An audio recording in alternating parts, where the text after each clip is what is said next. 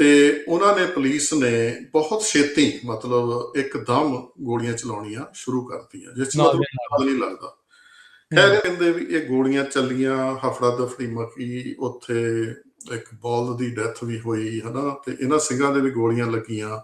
ਹੂੰ ਤੇ ਹਰਮਿੰਦਰ ਸਿੰਘ ਦੇ ਗੋਲੀ ਲੱਗ ਗਈ ਸੀ, ਪਰ ਉੱਥੇ ਇੱਕ ਲਾਗੇ ਆਰਾ ਸੀਗਾ, ਉਹਨੂੰ ਨੱਥਾ ਸਿੰਘ ਦਾ ਆਰਾ ਕਹਿੰਦੇ ਸੀ। ਹੂੰ ਉੱਥੇ ਉਹਨਾਂ ਨੇ ਇਹਨੂੰ ਉੱਥੇ ਨਾਲ ਹੀ ਡਿੱਗਿਆ ਹੋਊਗਾ, ਤੇ ਇਹਨਾਂ ਨੇ ਉੱਥੇ ਉਹਨੂੰ ਅੰਦਰ ਲੈ ਗਏ, ਉੱਥੇ ਆਰੇ ਦੇ, ਜ਼ਖਮੀ ਸੀ। ਜ਼ਖਮੀ, ਠੀਕ ਹੈ। ਇਹ ਤੇ ਇਕੱਲੇ ਸੀਗੇ ਜਾਂ ਨਾਲ ਇਹਨਾਂ ਦੇ ਹੋਰ ਵੀ ਕੋਈ ਸਿੰਘ ਸੀਗਾ ਉਦੋਂ ਹਰਮਿੰਦਰ ਸਿੰਘ ਦੇ? ਨਹੀਂ, ਮੈਨੂੰ ਹੋਰ ਉਸ ਵੇਲੇ ਨਹੀਂ ਪਤਾ ਲੱਗਿਆ, ਮਿਲ ਸਕਿਆ ਮੈਂ ਕਿਸੇ ਸਿੰਘ ਨੂੰ ਜਿਹੜਾ ਉਸੇ ਵੇਲੇ ਉੱਥੇ ਨਾਲ ਸੀਗਾ, ਪਰ ਉਹ ਨੱਥਾ ਸਿੰਘ ਦੇ ਆਰਾ ਦੇ ਜਿਹੜੇ ਸੀਗੇ, ਨੱਥਾ ਸਿੰਘ ਹੋਣੀ ਤੇ ਹੋਰ ਸਾਰੇ, ਉਹਨਾਂ ਦੇ ਸਾਹਮਣੇ ਸਾਰਾ ਕੁਝ ਹੋਇਆ। ਠੀਕ ਹੈ।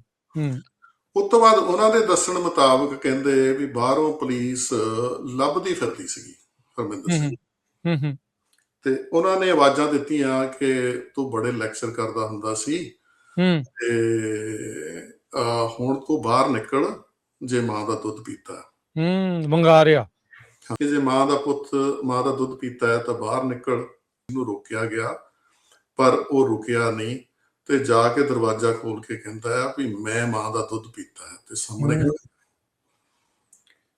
ਉਸ ਵੇਲੇ ਉਹਨਾਂ ਦੇ ਦੱਸਣ ਮੁਤਾਬਕ ਕਿ ਉਹਦੇ ਗੋਲੀ ਵੱਜੀ ਮੂੰਹ ਦੇ ਵਿੱਚ, ਜਿਹੜੀ ਕਿ ਮੂੰਹ ਦੇ ਵਿੱਚ ਵੱਜ ਕੇ, ਉਹ ਗੁਰਨਾਮ ਸਿੰਘ ਹੁਣਾਂ ਦੀ ਰਿਪੋਰਟਸ ਬੜਾ ਕਲੈਰੀਫਾਈ ਕੀਤਾ ਆ, ਤੇ ਇਹ ਪਿੱਛੇ ਨੂੰ ਡਿੱਗ ਪਿਆ ਉੱਥੇ।